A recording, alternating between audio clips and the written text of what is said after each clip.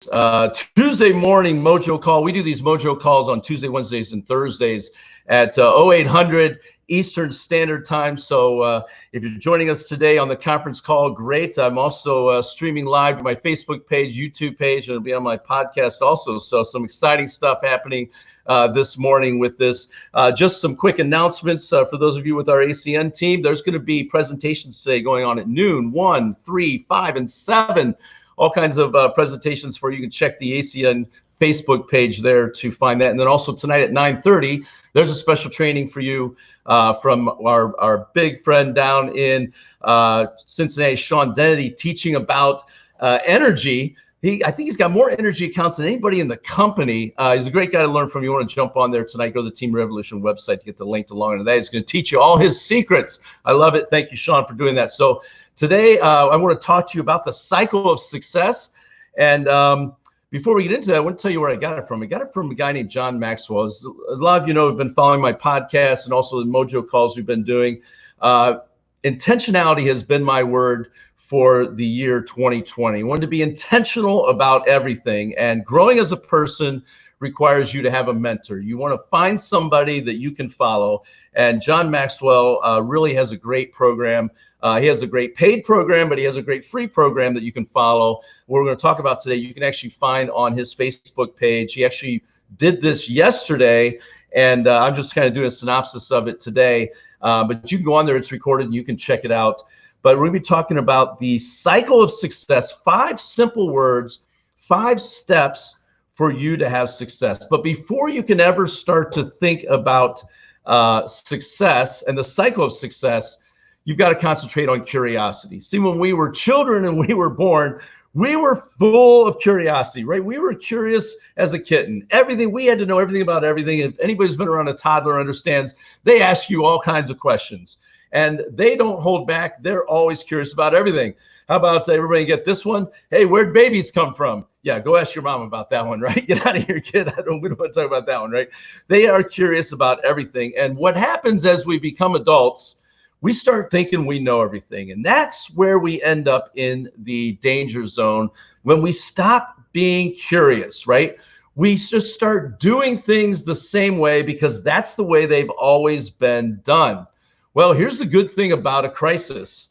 We're in the middle of a crisis right now, right? There's a health crisis, which has now turned into an economic crisis in the United States of America. And I don't want to say the good part, but the part of taking lemons and turning them into lemonades with a crisis is the fact that a crisis gets you out of your box, right? The box that you were in, they tell you all the time, think outside your box.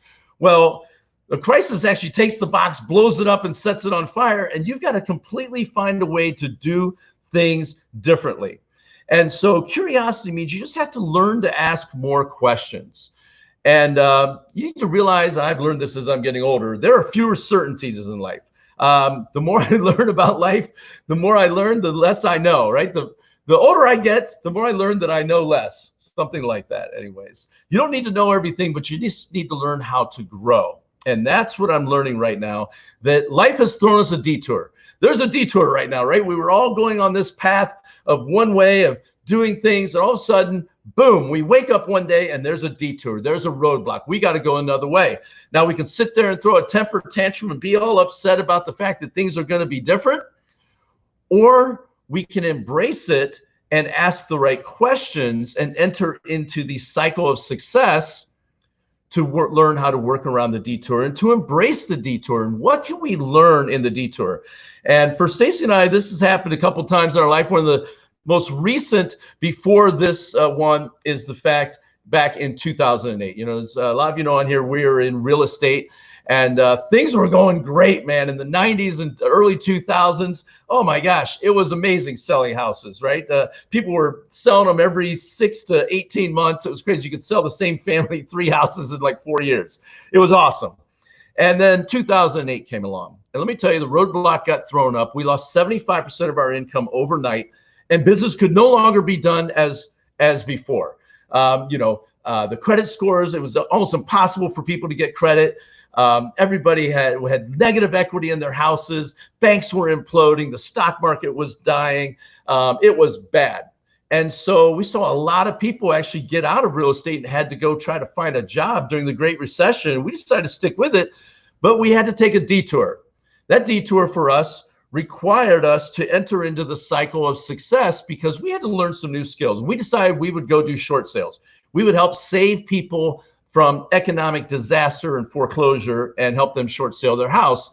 And we had to go in the cycle of success, so I'm going to talk about here in a second.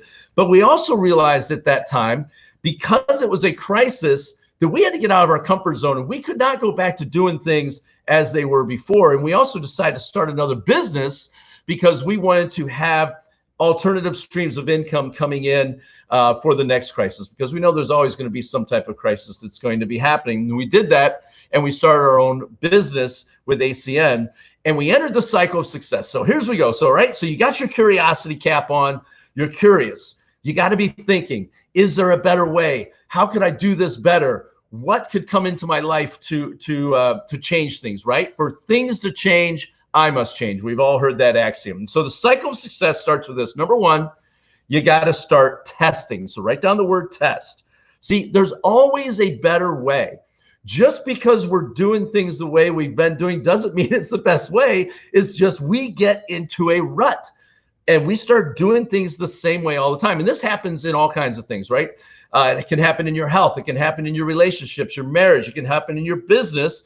Just because this is the way we've always done things, let's continue doing it. Let's not mess with it. Well, that's not good. We need to be curious like children and always be testing. Here's a great question to write down and ask yourself. When is the last time I did something new for the very first time? When is the last time I did something for the very first time? And for a lot of us, right, life, it should be about experiencing new things and growing and things like that. But when we get into a rut, or when we get into commercialization and we start collecting things instead of experiences, we stop trying to do new things because things are good. I don't want to rock the boat, right? I don't want to keep it the same. And that can be a recipe for disaster. And that happened to us. 2008, Stacey and I, oh man, we were into collecting things, 3 houses, 7 cars. It was nuts, right? And then all of a sudden, boom, economic crisis, lose 75% of your income, find ourselves living off our retirement in our 40s. It was awful, but it was good because it took the box we were in and it blew it up and destroyed it and burned it down. And we had to take a different path, and it changed our life forever for the good. And that's what this crisis can be for you. So when is the last time you did something new for the first time? Think about that and become curious. And what can I do better? What can I change about myself? So you have to test. Testing it will give you the idea of what you can do different, okay? And here's the other part of that question is, when is the last time you did something for the last time?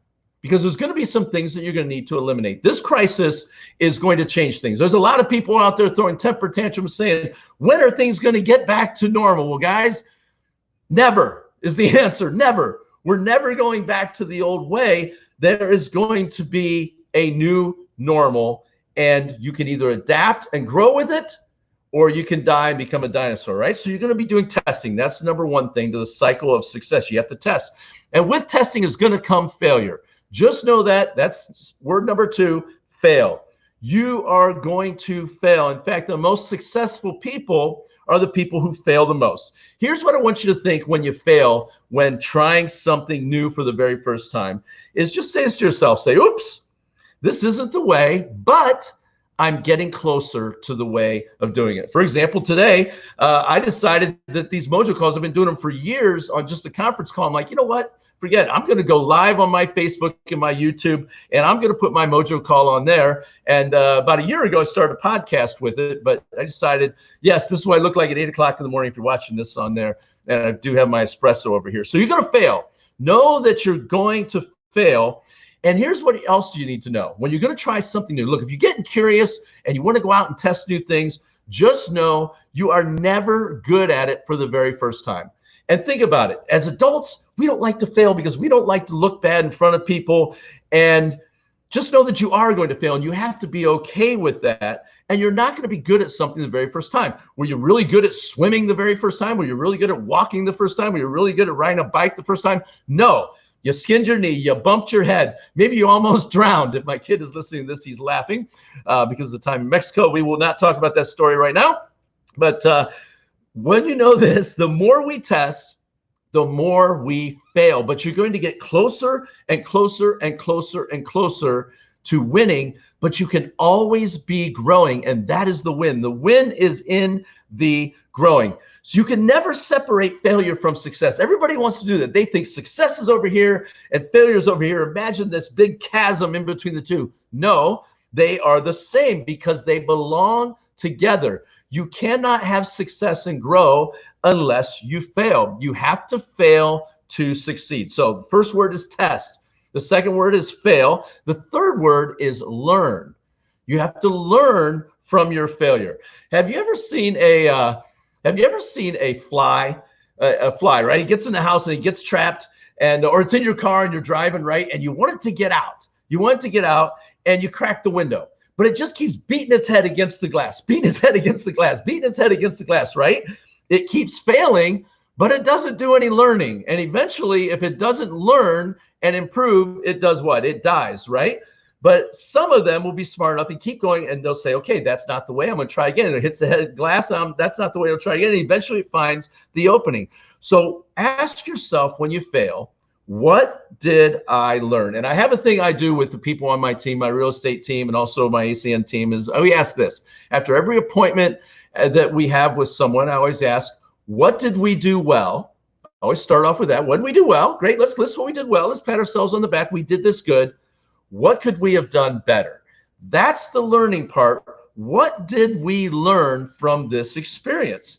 And provided that we learned, then we can move on to improving. And so I want people to think during this crisis right now, what's going on is, what can I learn? What can I learn from about this? What can I change? What can I experiment with? What can I do better?